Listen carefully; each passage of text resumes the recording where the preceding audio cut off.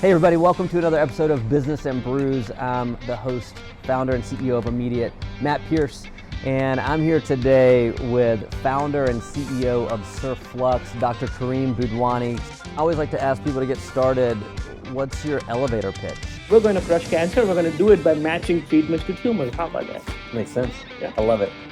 One of my favorite things about you is your energy. Like, you've just got this The problem is my kids have that too, and I have two of them. So what you're saying is your wife has to deal with three of you. Can you talk a little bit about what you guys are doing to crush cancer? First of all, we want the diagnosis to be as early as possible. Mm-hmm. So the sooner you diagnose, the faster we get to it. And then this other problem about if we're going to get the first therapy wrong 75% of the time for systemic therapy, that's a huge problem. Right. How do we solve that? A lot of people are trying to use genomics, and I'm sure you've heard of that, where they take the tumor and they figure out its genetic signature and say, okay, so if you got this, well, then maybe we can try this treatment and so on and so forth. Again, extremely noble enterprises, and we also want that to improve. The problem is there isn't enough data today. So if you think about it, like today's machine language modules or AI, they're all biased. You have a job selection. If you've got candidates, it's going to continue the inherent biases that are there because it learns from the data that it has. So see, we have a similar problem in the on the multi-omic side, is that the data that we have is not enough. We need to have a broader data set to be able to make better genetic decisions. So that's one aspect. What else can we do in the meantime, right? If that we don't have enough data, does that mean that we can't solve this problem? Well, what if we did something else? Instead of being really smart and saying we can take the genetic signatures and somehow figure out which treatment will work best for you, what if we could just take a small piece of the tumor and throw all the 30, 40 treatments that you've got at it, see what has the best chance of working? Right.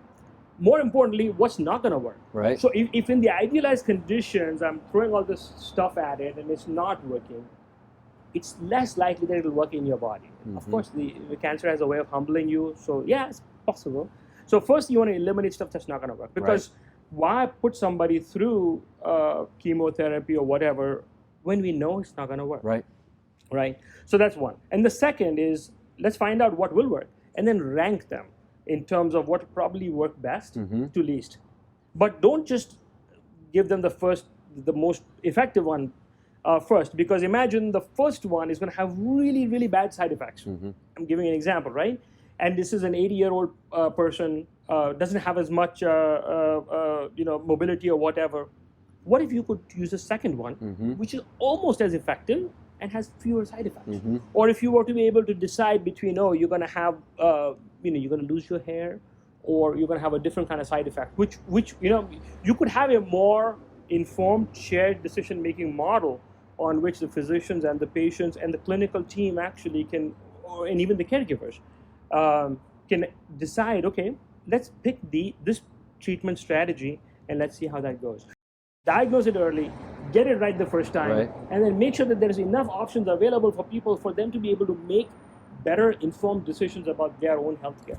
How do you balance some of those things in your priorities? You cannot lose sight of, your family, friends. They're also special. Right. They're also important. So you can't lose sight of that either. You have to make sure, and I think this again comes with a little bit of practice. Look at us, we're sitting over here. We've got other stuff that's happening. I know that, right? You have stuff happening at Immediate. We've got stuff happening. We've got folks still working at the lab.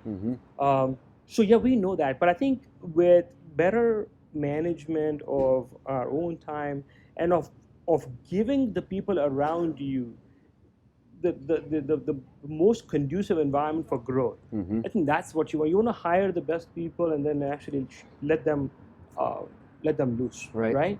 So that they can provide that kind of infrastructure.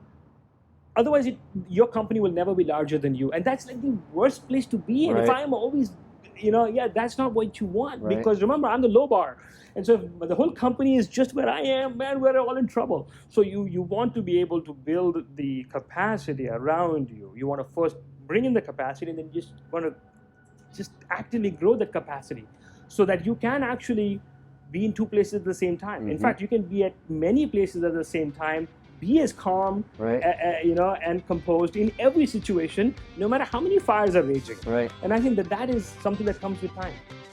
Hey, thanks everybody for joining us for another episode of Business and Brews. Dr. Karim Budhwani, thanks for being here. I have a face that's made for radio and a voice that's for print media. So you're doing the exact opposite of what you should be doing today.